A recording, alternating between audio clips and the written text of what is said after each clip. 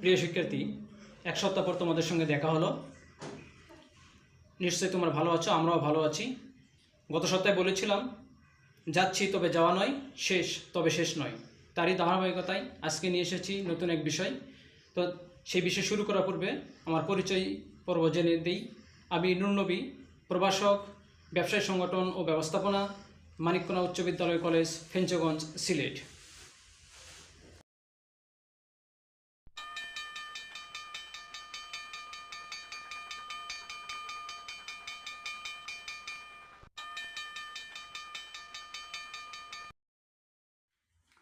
Viewers, ওই যে বলেছিলাম আজকে নতুন একটি বিষয় নিয়ে এসেছি। কী সেই বিষয়, সেটা কি জানবা? তবে জানার আগে, যার কারণে কিছু লোক সভ্য হয়, যার কারণে কিছু লোক অসভ্য হয়, যার কারণে কিছু লোক পথভ্রষ্ট হয়, আবার যার কারণে কিছু লোক সুপথ প্রাপ্ত হয়, আবার যার কারণে পরিবার, সমাজ তথা রাজনীতিতে বিশৃঙ্খলা সৃষ্টি হয়, আবার যার কারণে দেশে বা পরিবারের সমাজে শান্তি শৃঙ্খলা বিরাজ করে, তিনি হলেন নেতা। তবে আমাদের আজকের পাঠ্য বিষয় বা পঠিত বিষয় নেতা নয়, আমাদের পঠিত বিষয় হচ্ছে আদর্শ নেতার গুণাবলী।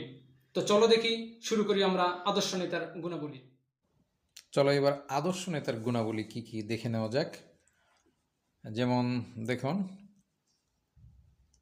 ক, পেশাগত গুণাবলী। এই গুণাবলীকে কয়েক ভাগে ভাগ করা হয়েছে। 1 নম্বর পেশাগত গুণাবলীর মধ্যে রয়েছে 1 নম্বর সিদ্ধান্ত নেওয়ার ক্ষমতা, 2 নম্বর যোগাযোগ দক্ষতা, 3 নম্বর কারিগরি জ্ঞান, 4 নম্বর শিক্ষা ও অভিজ্ঞতা। অর্থাৎ পেশাগত গুণাবলীর মধ্যে সিদ্ধান্ত নেওয়ার তার ক্ষমতা থাকতে হবে, যোগাযোগ দক্ষতা থাকতে হবে, কারিগরি জ্ঞানও থাকতে হবে যেটাকে টেকনোলজিক্যাল নলেজ বলে, এবং শিক্ষা ও অভিজ্ঞতা থাকতে হবে। এটা হচ্ছে পেশাগত গুণাবলী। খ, মানসিক গুণাবলী। আত্মবিশ্বাসে বিশ্বাসী হতে হবে, অর্থাৎ তার আত্মবিশ্বাস থাকতে হবে, বুদ্ধিমত্তা থাকতে হবে, ইন্টেলেকচুয়াল হতে হবে, চৌকস, সাহসিকতা থাকতে হবে। ভীরু লোক নেতা হতে পারে না।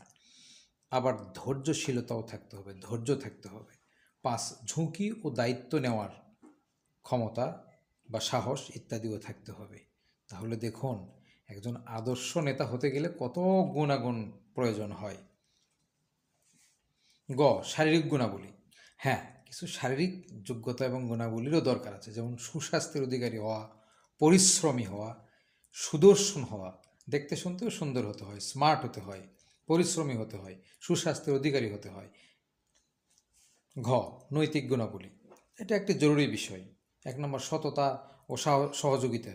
সততা থাকতে হয়, অনেস্টি থাকতে হয়, নেতার মধ্যে অনেস্টি প্রয়োজন হয়। 2, দেশপ্রেম, প্যাট্রিয়টিজম থাকতে হয়, দেশপ্রেম না থাকলে নেতা হওয়া যায় না।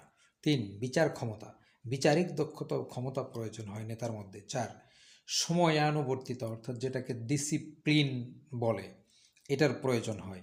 এত কিছু থাকার পরে তবেই গিয়ে আমরা তাকে আদর্শ নেতা হিসাবে আখ্যায়িত করতে পারবো। শেষ হয়নি, আরও অন্যান্য গুণাবলী আছে। 1, যেমন অনুসারীদের সম্পর্কে জ্ঞান থাকা, অর্থাৎ তাকে যারা অনুসরণ করে তাদের সম্পর্কে তাদের সম্যক জ্ঞান থাকতে হবে। বাকপটুতা, অর্থাৎ বাগ্মী, তার বাকশক্তি থাকতে হবে, সুন্দর কথা বলার যোগ্যতাও দরকার। নেতা হতে গেলে কথা ভালো বলতে শিখতে হয়।